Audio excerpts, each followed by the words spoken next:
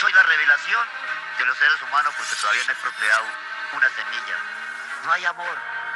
¿Y cuál puede ser el verdadero amor del ser humano? Con amor, que vengan los angelitos a este mundo. Hola a todos, ¿cómo están? Sean bienvenidos nuevamente a mi canal. El día de hoy vamos a ver un caso que me estuvieron pidiendo muchísimo. Siempre piden casos de Latinoamérica, así que hoy vamos a hablar de un asesino que fue tristemente célebre por la cantidad de muertes que realizó, por la cantidad de crímenes que se le adjudicó y que se comprobó también. Este es uno de esos casos fuertes, así que háganme caso cuando les digo que esto es fuerte. Si se impresiona fácilmente, déjenlo pasar, no lo vean. Hoy vamos a hablar del caso de Pedro Alonso López, más conocido como el monstruo de los Andes. Pero antes de comenzar les cuento que aquí tenemos tus 10 segundos en donde youtubers, instagramers, gente de Twitch promociona lo que hace. Tus 10 segundos de hoy son para Lore Martel. Lore es una fotógrafa que se dedica a retratar imágenes referidas al ocultismo, a lo sobrenatural y al horror. En sus fotografías y montajes toca temas como la deconstrucción de la belleza, el sufrimiento y la desesperanza. Les dejo en la descripción su cuenta de Instagram para que pasen a ver su trabajo y la sigan.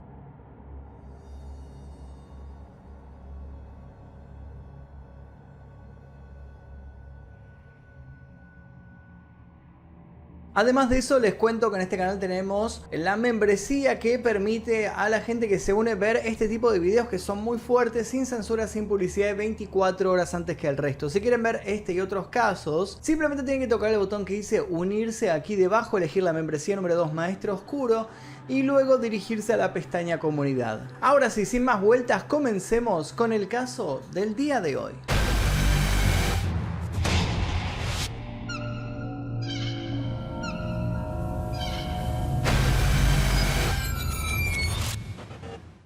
Pedro Alonso López nació el 8 de octubre de 1948 en Ipiales, Nariño, en Colombia, aunque otras voces señalan que fue dentro del departamento de Tolima. Su padre, Medardo Reyes, fue miembro del Partido Conservador de Colombia y murió víctima de un tiroteo en medio de la guerra civil de aquel entonces. 6 meses después nacería Pedro Alonso López. Ese mismo año Colombia transitó el periodo conocido como la violencia. Esta época lleva este título para nada sutil por el asesinato del político liberal Jorge Eliezer Gaitán, que luego de recibir varios disparos falleció por las heridas mortales en la clínica central. Seguido a esto, la guerra civil estalló en el país y comenzó un sangriento periodo de violencia que se extendió durante 10 años y arrebató más de 200.000 vidas. La violencia fue una suma de muchos crímenes políticos, sociales, económicos y religiosos. Es por esto que Pedro Alonso López vivió sus primeros años rodeado de uno de los peores entornos para crecer. Característicamente mi porvenir ha sido un porvenir desequilibrado, un ser quizás olvidado de la sociedad, ¿no? Pero antes de meternos en su historia, conozcamos las raíces del monstruo de los Andes. Pedro Alonso López vivió en una casa donde la soledad no era una posibilidad. Él fue el séptimo de 13 hermanos y el ambiente violento de su hogar, si se puede llamar de esta manera, era salpicado por la violencia que vivía por culpa de su numerosa familia, pero por sobre todo por los clientes que traía su madre, Benilda López, que era una prostituta. Vale aclarar que Pedro y sus 12 hermanos son frutos del resultado de las variadas relaciones sexuales de Benilda con sus clientes. Con tan solo una cortina de separación, los 13 hermanos dormían en la misma habitación donde la madre se prostituía. Casi al final de su vida, él contaría cómo recordaba los gemidos y los olores que le dejaron sendas marcas en sus pensamientos de adulto. La infancia de Pedro no fue para nada fácil. Las dificultades para crecer y la violencia fueron moneda corriente. La dominación y la tiranía de su madre eran sinónimos de normalidad en su hogar. Los vecinos de la familia López contaban que se escuchaban los maltratos hacia los chicos. Entonces le digo a la mamá, ¿usted por qué hace eso? Digo, porque estoy mirando el diablo. Ella es Benilda López, la mamá de Pedro Alonso. Aquí la recuerdan por la violencia contra sus hijos. Para muchos, ella no solo trajo al mundo un introvertido muchacho, sino que además engendró al monstruo. No fue una crianza normal de una mamá porque les pegaba mucho. Les daba con palos de escoba, los tiraba contra la pared. Sí, eso sí, le daba muy duro. Ush, demasiado. Digo yo que le daba. Benilda lastimaba a Pedro golpeándolo con una escoba cada vez que podía. Con una enseñanza sexual impuesta, Pedro intentó violar a una de sus hermanas pequeñas y su madre lo encontró justo antes de que el pequeño lo hiciera. Al otro día lo echó de la casa, no sin antes quemarle los pies con una vela ardiente. Esto con tan solo 9 años de edad. Así fue como Pedro tuvo que buscar refugio en las calles.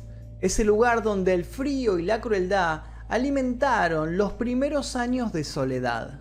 En 1957 las calles de Colombia destilaban peligro en cada esquina, y ese fue el camino que lo llevó a explorar barrios donde nunca había llegado, para encontrarse con sus primeras experiencias atroces. Durante las primeras semanas de su exilio consiguió la ayuda de un amable anciano que le ofreció comida, abrigo y un techo donde poder dormir. Pedro aceptó y accedió a la muestra de cariño que tanto necesitaba. Pero se confió.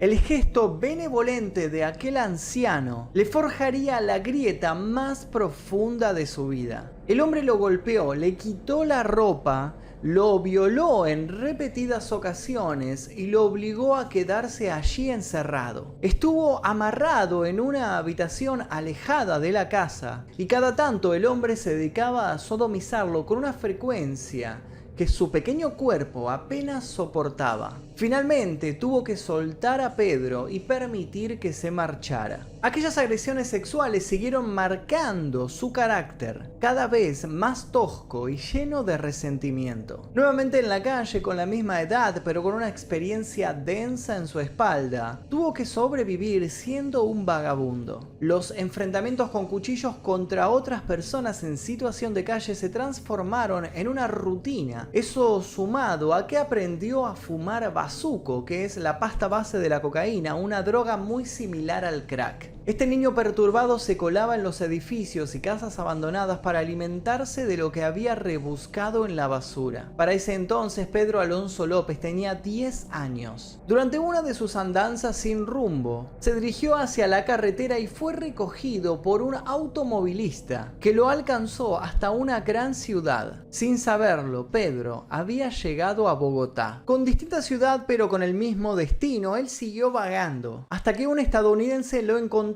tirado en la calle, mugriento y hambriento. Este se compadeció de su situación y lo llevó a su casa para darle asilo. Como acto reflejo, Pedro dudó de los buenos actos de este señor y durante el transcurso del viaje hasta su casa manejaba una atención atípica para el estadounidense que años más tarde ofrecería estos datos para las autoridades internacionales. Cuando llegaron a lo que sería su nueva casa, se encontró con que en ella había una familia verdadera que le regalaría sus primeros años felices. Durante los siguientes 2 años, Pedro aprendió que podía ser feliz. Su vida iba hacia adelante, inclusive fue a la escuela. Su nueva normalidad, los amigos, la familia, el hogar y el estudio lo habían acostumbrado a algo a lo que él no estaba destinado. Uno de sus profesores del colegio abusó sexualmente de él. Con el miedo nuevamente como un aliado, robó dinero de la dirección de la escuela y volvió a las calles. Colombia en ese momento comenzó su reestructuración. Al llegar al final de la guerra civil empezaron a abrir nuevamente las fábricas y el orden retornó al país. No fue un proceso rápido, pero para la gente de bajos recursos fue un respiro de aire limpio y una nueva esperanza. Pedro para ese entonces seguía viviendo en las calles, pero al notar esta mejora en el país, intentaría insertarse al mundo laboral y así buscó su primer trabajo. Las nuevas esperanzas y su posible reinserción social se desvanecieron al recibir rechazos constantes. El hecho de no tener ninguna experiencia hizo que él tomara un nuevo rumbo. La calle y las necesidades lo obligaron a aprender a sobrevivir ahora un tanto menos sutil. La búsqueda de alimentos en la basura y las casas abandonadas se transformaron en actos delictivos que tenían que ver con otras personas. La delincuencia fue su único modus vivendi. Aprendió a robar, se dedicó sobre todo al robo de automóviles y por varios años se mantuvo con esa etiqueta que más adelante sería solo un recuerdo sutil de su historia. Con la experiencia callejera no tardó en convertirse en un hábil ladrón, siendo foco de la admiración de otros aprendices. Pero en el año 1969, cuando tenía 18 años, fue apresado y condenado a 7 años de prisión. Llegó a ser muy solicitado por la gente que controlaba el negocio sucio en Bogotá. Con tan solo unos días tras las rejas, Pedro fue el juguete sexual de otros reclusos. Él sabía esperar y ya no era un niño desamparado. Entre toda la carga emotiva, los malos tratos y la sangre caliente lo llevaron a una explosión emocional. Un día decidió parar toda esta situación y comenzar de una vez por todas con su venganza. El joven consiguió un cuchillo y degolló uno por uno a todos sus agresores. Pedro, por primera vez, se dio cuenta del placer que le producía matar. Cortar el cuello de esos 3 presos le abrió la puerta a una zona totalmente oscura donde él entraría, pero también se llevaría a muchísima gente inocente. Sus actos fueron juzgados como defensa propia y su condena solamente aumentó 2 años. En su mente todavía seguían dando vuelta 3 elementos importantes: el odio hacia su madre, la cosificación de la mujer gracias al excesivo consumo de pornografía y el deleite irrefrenable a la hora de asesinar. Estos últimos sucesos calaron profundo en él. Hubo un enorme cambio de actitud luego de asesinar por primera vez. Algo se había roto en su interior. Investigando las primeras declaraciones, él decía que luego de su venganza, la semilla de la oscuridad que habían puesto en su interior de muy chico. Yo soy la revelación de los seres humanos porque todavía no he procreado una semilla. No hay amor. ¿Y cuál puede ser el verdadero amor del ser humano? Con amor, que vengan los angelitos a este mundo. Había germinado en un poder creciente. Los miedos que antes lo abrazaban ahora habían desaparecido. Y eso le había producido una embriaguez adictiva. Para ese entonces la decisión estaba tomada. Nadie volvería a abusar de él. Y cuando deseara algo, simplemente se limitaría a tomarlo, sin importar que para satisfacer sus deseos indómitos tuviese que raptar, matar o abusar de los demás. Pedro, a causa de los maltratos y el abandono de su madre, había adquirido el miedo hacia las mujeres. Desde que era un niño fue incapaz de comunicarse con ellas con normalidad. El único contacto, un tanto alejado, era cuando se pasaba horas mirando revistas pornográficas. La proximidad que él pensaba que ganaba con estas imágenes lo alejaban cada vez más de su necesidad con las mujeres. Años más tarde diría que en su mente su madre tenía la culpa de todo el sufrimiento de su vida y el dolor de su corazón. En 1978 salió de prisión y se fue de Colombia. Empezó a viajar por todos los rincones del sur de Perú hasta llegar a una zona controlada por los ayacuchos, un grupo étnico local. En ese lugar, Pedro Alonso López vio su oportunidad. Acechaba a las niñas que deambulaban solitarias por los caminos alejados. Al principio solo escogía al poblado indígena, la mayoría ubicado en las zonas más apartadas. Una vez que el rapto era hecho, atacaba a las niñas, las golpeaba, las violaba y terminaba con su vida estrangulándolas mientras miraba fijamente sus ojos. Luego procedía a enterrar los cadáveres en fosas que él mismo cavaba y que muchas veces contenían varios cuerpos. Años más tarde, y con sus propias palabras, explicó lo que pasaba por su cabeza. Siempre busqué las nenas que tuvieran los ojos más inocentes. ¿Te gustan los caramelos? Sí.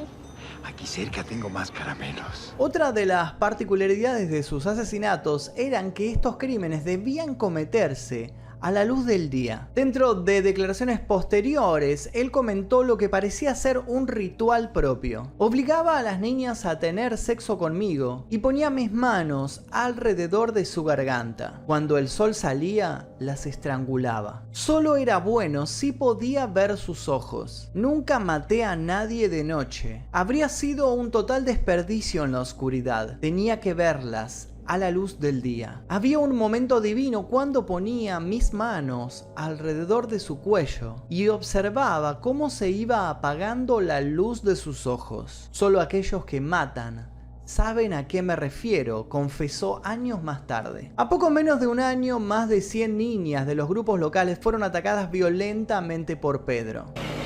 Pero antes de ello, fue una terrible tragedia familiar y una psicosis colectiva saber que una niña del 4º grado del Centro Ecuador de esta ciudad había sido asesinada por este criminal.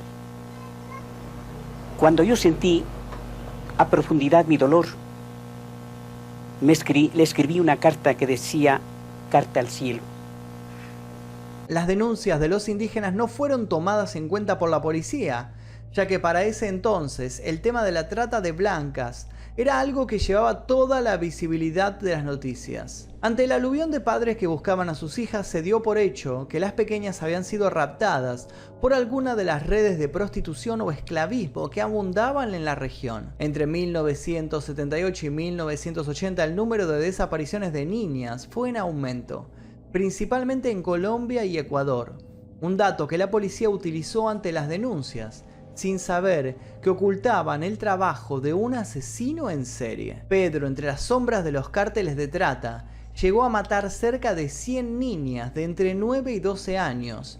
Esto le trajo el apodo de el monstruo de los Andes. Tras violar, estrangular y matar a estas pequeñas víctimas, llegó a practicar necrofilia con los cuerpos sin vida, algunos de estos con los rastros de tierra y de piedras, ya que muchas veces el impulso era tal que tenía que desenterrar los cuerpos que había ocultado en las afueras de Perú. Jamás secuestró ni mató a niñas blancas, porque decía que sus padres vigilaban demasiado. Esto lo aclaró él ante las autoridades. De ahí la selección a acechar siempre a las menores de las tribus indígenas. Me acusan supuestamente por estupro de menores de edad. No me han cogido flagrante en el hecho. Se me sigue un juicio por ley como atenuante, porque era mi deber llevar a la policía, donde estaba en impunidad, la osamenta de cadáveres por parte de la justicia y la sociedad. ¿Cometió usted todos esos delitos? Pues participé en el hecho, insinuado por otra persona de parte de Jorge Patiño. ¿En cuántos? De nacionalidad ecuatoriana. Yo soy colombiano. ¿En cuántos delitos participó usted? Aproximadamente yo participaría en unos 4. ¿Mató a alguien? Pues me enseñaron y no me gustó. ¿Qué mensaje puede dar a la sociedad para que no vuelva a cometer esos delitos? Pues que en el tiempo que yo llevo recluido he sido una persona normal y siempre he tenido un buen concepto por parte de la opinión de presidiarios y de funcionarios del penal, y debo esclarecer también que he sido víctima por un prejuicio de las publicidades, que han exagerado más de lo que no es. A los agentes de la ley no les interesaba lo que ocurriera dentro de los pueblos indígenas locales. Esto le dio vía libre a Pedro para que siguiera saciando su necesidad asesina, sin preocuparse demasiado por la policía. Él continuó violando, matando y enterrando pequeñas con impunidad. La leyenda del cazador de niñas creció entre los supersticiosos indígenas, y el monstruo no solo alimentaba su apetito de sangre, sino que además crecía como una leyenda local. Esta libertad excesiva tendría su primer tropiezo en el norte de Perú. Pedro fue capturado cuando intentaba secuestrar a una niña de 9 años que se libró de su muerte gracias a que varios miembros de Ayacuchos lo persiguieron. Hacía tiempo que realmente sospechaban de él. Los indígenas lo torturaron durante días enteros y llegaron hasta el extremo. Lo enterraron hasta la cabeza y utilizaron su bagaje indígena para la justicia por mano propia. Lo untaron con miel para que las hormigas lo devoraran. Pedro llegó a relatar lo que para él había sido uno de los peores momentos de su vida. Los indios en el Perú me habían atado y enterrado en la arena hasta el cuello cuando se enteraron de lo que les había estado haciendo a sus hijas. Me habían cubierto de miel y me iban a dejar para ser devorado por las hormigas. Pero una señora misionera americana vino en su jeep y les prometió que me entregaría con la policía. Como bien dice en su relato, tuvo la suerte de que apareciera una misionera estadounidense que trabajaba para la reinserción social de los ayacuchos. Ella pudo convencer a los indígenas para que le permitieran llevarse a Pedro para entregarlo a las autoridades. Una vez que Pedro fue salvado, ella lo dejó marchar. Esa es una de las versiones, ya que hay otra que confirma tema que fue trasladado a las autoridades de Perú y de inmediato fue puesto en movimiento para realizar la deportación a su país. Pero en ese viaje fue que el monstruo logró escapar. Pedro continuó dejando huellas de muerte en Perú, en Colombia y en Ecuador. Ya no seguía un patrón, sino una obsesión por poseer a toda niña que le gustara, manteniendo siempre sus víctimas de entre 8 a 12 años. Manejaba un modus operandi simple. Las cautivaba con pequeños obsequios y las llevaba a lugares apartados, donde ejercía el ritual monstruoso, siempre con un mismo fin: la muerte. Ya en 1980, en Ambato, Ecuador, una inundación importante permitió que se descubriera accidentalmente una de las fosas de Pedro. En esa tragedia desaparecieron más de 100 personas y los rescatistas, al encontrar los cuerpos de 4 niñas, se dedicaron a verificarlos con los registros de desaparecidos. Así fue que gracias a una catástrofe natural empezaron a atarse los cabos que pondrían a Pedro tras las rejas.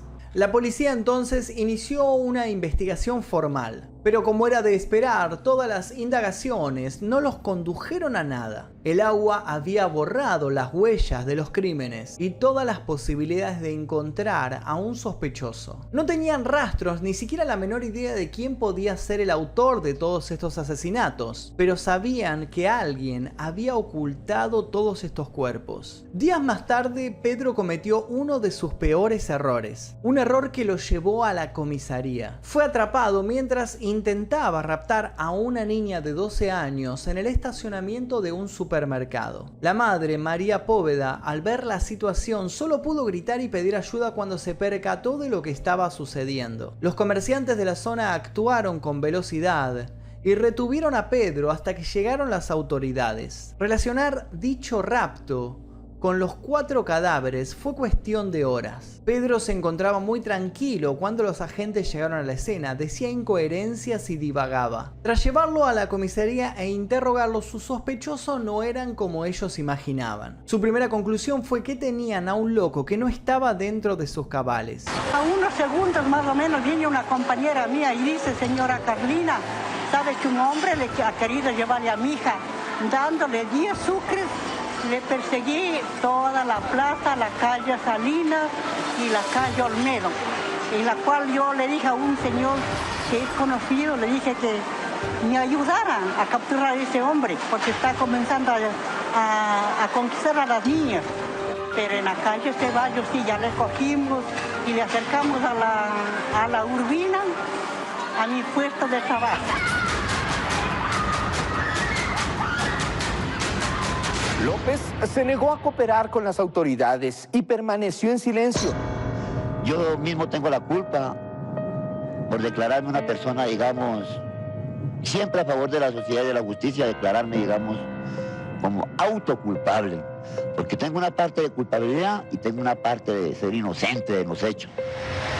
Luego Pedro adoptó una actitud de silencio absoluto ante las preguntas que le hicieron a lo largo de un extenso interrogatorio. Frente a esta nueva traba, la policía tenía que ser sagaz y cuidadosa, ya que para ese momento Pedro era solamente un sospechoso de haber asesinado y no era formalmente un asesino. Para que se confirmase aquella posición de culpable de la cual estaban casi 100% seguros, debían hacer que se abra y que cuente toda la información que tenía a la policía. Descartaron al instante que la intimidación no era la mejor opción. Pedro no confirmó ni desmintió las desapariciones, los asesinatos o el intento de secuestro. El único recurso que se les ocurrió a los investigadores, dada la fe católica que profesaba el detenido, fue traer un sacerdote. Llamaron al padre Córdoba Gudino, que él había conocido en prisión y había mantenido conversaciones en una celda con Pedro. La estrategia de la policía era que el padre Gudino se ganara la confianza del sospechoso y este reconociera sus crímenes. En unas pocas horas logró convertir a este sospechoso en uno de los asesinos en serie más importantes de la historia. Pedro se confesó y reveló actos tan repugnantes de violencia al padre que este no pudo oír más y pidió que por favor lo sacaran de allí. Prefiero a las niñas de Ecuador porque son más dóciles y más fáciles de engañar. Las niñas de Colombia son más guapas. Pero desconfían mucho de los extraños. Aunque sí logré matar a algunas de ellas. Deberían premiarme por eso. Me confesó actos tan horribles, bestiales y violentos que no podía seguir escuchándolo, comentó el sacerdote, entre una gran perplejidad tras escuchar el relato del sospechoso. Primero violaba a las niñas y luego las estrangulaba mirándolas fijamente a los ojos, porque en ese instante la excitación sexual y el placer llegaban a su máximo punto, antes de que su vida se marchitara. Por la fuerza que ejercía este tipo, les partía las vértebras aquí y se encontró el tronco, pero la cabeza no se encontró. Durante su confesión, Pedro justificó los crímenes a su dura infancia y a su adolescencia. Perdí mi inocencia a la edad de 8 años, así que decidí hacer lo mismo a tantas muchachas jóvenes como pudiera. Las breves entrevistas con el padre Gudino proporcionaron a los investigadores pruebas contundentes contra Pedro acerca de las recientes evidencias de asesinatos y maltratos. El monstruo había confesado los crímenes de por lo menos 110 muchachas en Ecuador, 100 en Colombia y muchas, más de 100 en Perú. Pedro siempre hablaba de ellas como si fueran mujeres y no simplemente niñas. Cuando se le preguntó cómo realizaba la selección de sus víctimas, cómo las convencía para después cometer sus crímenes, Pedro explicó que a menudo buscaba a sus blancos con una mirada infantil que aporte la mayor inocencia. Otras de sus atrocidades a la hora de hablar fue que principalmente prefería a las ecuatorianas porque son más dóciles y más confiadas e inocentes. No son como las muchachas colombianas que sospechan de extraños. Una vez muertas, cavaba las fosas y las iba enterrando en grupos de 3 o 4, para después ir a visitarlas y tenerlas a todas más cerca. Aquellas niñas eran sus muñequitas, como él mismo las denominaba, y charlar con ellas se convertía en una fiesta, que luego decantaba en placeres necrófilos.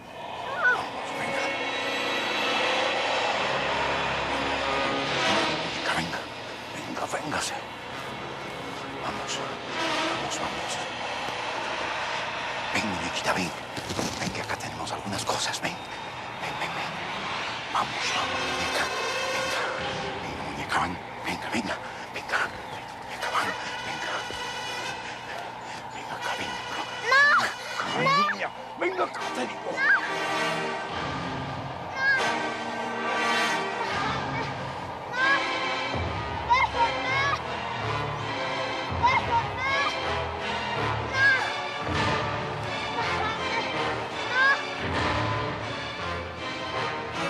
Sin embargo, él aclaró, como ellas no se podían mover, me aburría e iba a buscar nuevas niñas. Esto lo marcaría para siempre como uno de los asesinos en serie más desmedidos de América. El periodista estadounidense Ron Leitner había conseguido hacer un reportaje a Pedro Alonso López y en él aportó detalles escalofriantes de sus asesinatos. En esas entrevistas él dijo atrocidades como que, por ejemplo, estos crímenes era como comer pollo. ¿Por qué comer pollo de edad cuando se puede comer pollo joven?, dijo el monstruo. El momento de la muerte es apasionante y excitante. Algún día, cuando esté en libertad, sentiré ese placer de nuevo. Estaré encantado de volver a matar. Esa es mi misión. Hay un momento maravilloso, un momento mágico cuando tengo mis manos alrededor del cuello de estas niñas. Allí me siento el hombre del siglo. Nadie podrá olvidarme. La frase "soy el hombre del siglo, nadie podrá olvidarme" deambuló por todos los programas de noticias, dándole por fin la fama que él tanto buscaba. Tú solías llevar un archivo de los nombres de las muchachas. No, nada de archivo, unas anotaciones donde mi compañero de causa, o sea, mi compañero de andanza, me enseñaba las infracciones que él cometía, ¿no? Para que a mí no se me borrara esos sitios, que yo hacía unas anotaciones. Y eso me sirvió para darle una mejor investigación a los hechos, a la infracción de los hechos, por parte de lo que estaba impune, ¿no? Cometido el hecho, ¿cómo enterraban a los cuerpos? eso quedaba semi-sepultado. ¿Cómo es eso? Así como cuando se muere un semimoviente animal, ¿no? Le echaban paja. Eso. O así a la intemperie más. Quizás para cometer el hecho, tal vez se seleccionaba a la persona o a la persona que asomaba. Como usted lo acaba de decir, a la persona que asomaba. ¿Qué les decían? Bueno, yo no sabía esto sobre el estupro, la morbosidad. Aprendí. Tengo remordimiento, arrepentimiento, tengo remordimiento, arrepentimiento y conciencia. Lo que hice, pero no solo, me enseñaron. Más, el que me enseña, pues, como no estaba de acuerdo del sacrificio, yo me veo obligado, por ira, intenso dolor, a hacerme justicia con mis propias manos.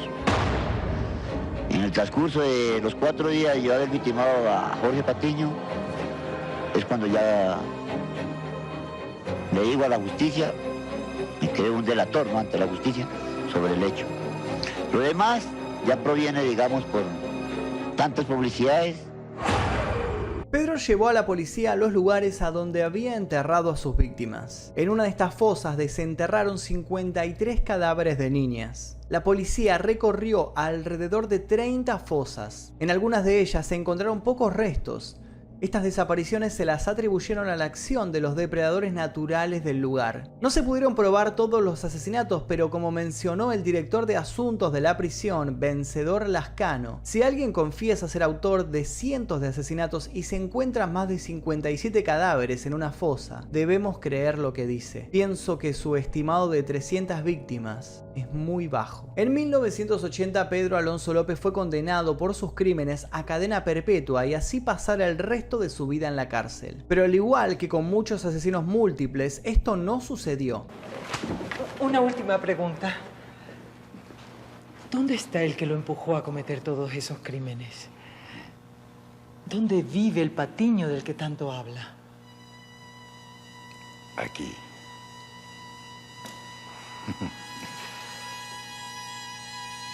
Adiós, doctora. Y no se preocupe por esos papeles que le di. Total, ya me sueltan mañana.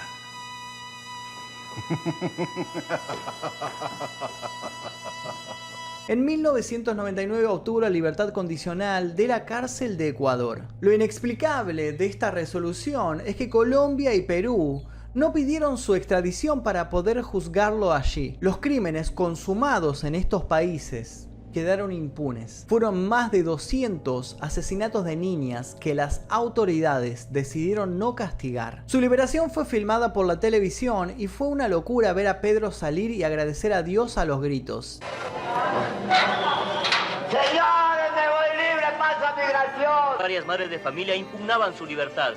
Yo, pasando algo en mis hijas, yo mismo le hubiera matado. ¿Usted qué opina? No, eso es un peligro para... Pero ya ha pagado 14 años. Sí, pero y él no ha cambiado en nada. El monstruo se reía y llevaba sus cosas en una bolsa de plástico. Se lo veía como un hombre feliz. Solo estuvo libre cerca de 1 hora. Por extranjero e indocumentado no pudo irse a su país. El intendente de policía de Pichincha le planteó un nuevo juicio para deportarlo y ordenó su reingreso a la cárcel.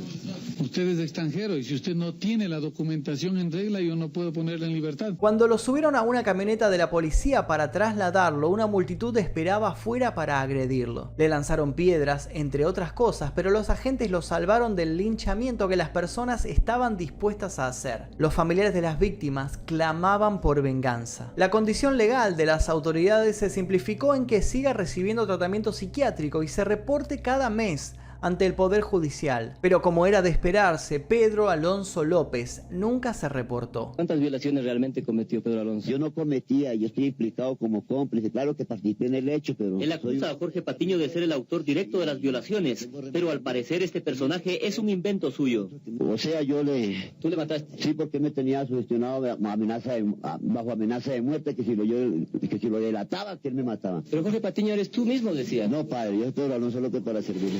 En lugar de eso, el monstruo viajó al Espinal para encontrarse con su familia, especialmente con la persona a la cual había responsabilizado por todo el dolor de su corazón. Su madre, doña Benilda López Castañeda, mujer que tiempo atrás había suplicado que no lo suelten porque podría ir y matarla. López fue relativamente compasivo con ella y no le hizo daño alguno a la anciana. Con la fe a flor de piel del recién salido de la cárcel, solo hablaba de bendiciones y del camino de la redención. Y dígame, ¿escribió algo más? Sí. Poemas. Es lo que más me gusta. Tengo uno dedicado a una persona muy especial.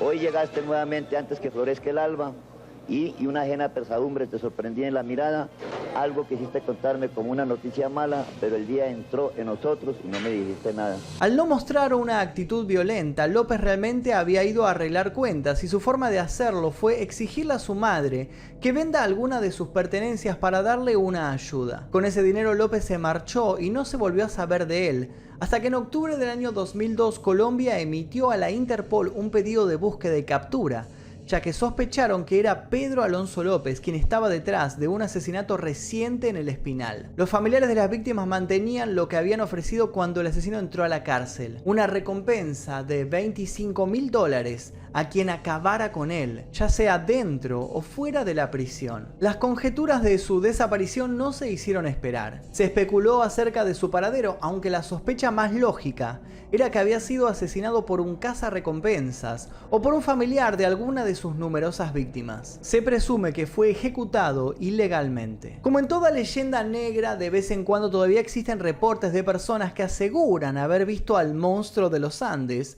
en las montañas de Ecuador o de Colombia. Hoy su nombre se utiliza para asustar a las niñas, algo tremendo para la salud mental de los más pequeños. Su madre, Benilda López, está absolutamente segura que aún sigue con vida. Según contó, siempre que alguien cercano a ella se ha muerto, su espíritu se le ha revelado, cosa que no ha sucedido con Pedro. En 1998, antes de volver a ser libre, Pedro recalcó estas palabras ante las autoridades colombianas. El momento de la muerte es apasionante y excitante. Algún día, cuando esté de nuevo en libertad, volveré a sentir ese momento. Estaré encantado de volver a matar. Es mi misión. La realidad de sus crímenes predominará siempre en los recuerdos y en la historia de las familias destrozadas por estos asesinatos, sobre todo en la población de estos tres países. Y hasta aquí la historia del monstruo de los Andes, una historia terrible, terrible, una de las más fuertes que me ha tocado contar en este canal. No solo por la cantidad de crímenes de niñas pequeñas que se le adjudica, sino también porque él narraba todos estos crímenes con total frialdad. No sentía nada de empatía, no sentía nada de remordimiento por estos terribles asesinatos. Y lo que más me llamó la atención de este caso en particular es que actualmente no se conoce el paradero de Pedro. Algunos dicen que fue ejecutado, pero puede ser que siga libre, que siga merodeando por las montañas, que siga viviendo en algún monte, en alguna selva escondido. Esto realmente a mí personalmente me asusta, siendo que estoy a miles y miles de kilómetros del lugar en donde él atacaba. Ojalá algún día se encuentren los restos de Pedro, se encuentre los restos del monstruo de los Andes y se pueda dar fin a esta historia y la gente pueda vivir tranquila nuevamente y pueda permitir que sus hijas salgan a la calle sin miedo a ser raptadas. ¿Qué garantiza que Pedro López, luego de estar en su país, en Colombia, no vuelva a las mismas andadas? Señor, eso me lo han recalcado más de un periodista y es algo absurdo de que yo sea tan novato, tan ignorante de ir a cometer lo que ocurrió hace 15 años atrás. Hasta aquí la historia de hoy, la historia del monstruo de los Andes. Espero que les haya interesado este caso tan cruel y tan terrible. Si les interesó, por favor les pido que se suscriban, que dejen like, que activen notificaciones si todavía no lo hicieron. Recuerden que pueden ver este caso y otros sin censura, sin publicidad, 24 horas antes que el resto, simplemente tocando el botón que dice unirse aquí debajo y eligiendo la membresía número 2 Maestro Oscuro, luego yendo a la pestaña comunidad. Mi nombre es Magnum Mephisto, nosotros nos veremos seguramente en el próximo video. Si quieren seguir viendo videos, les dejo acá una selección para que elijan los que más les interesa. ¿Qué va a hacer cuando salga? Trabajar, seguir mi vida como anteriormente andaba yo en mi vida libre, ¿no? De comerciante. A pesar de lo que digan los especialistas, 46 vidas de niñas inocentes fueron cegadas por un psicópata. Soltamos al lobo cuando cumplía 45 años de edad, con una vida entera por delante para asesinar, violar y matar.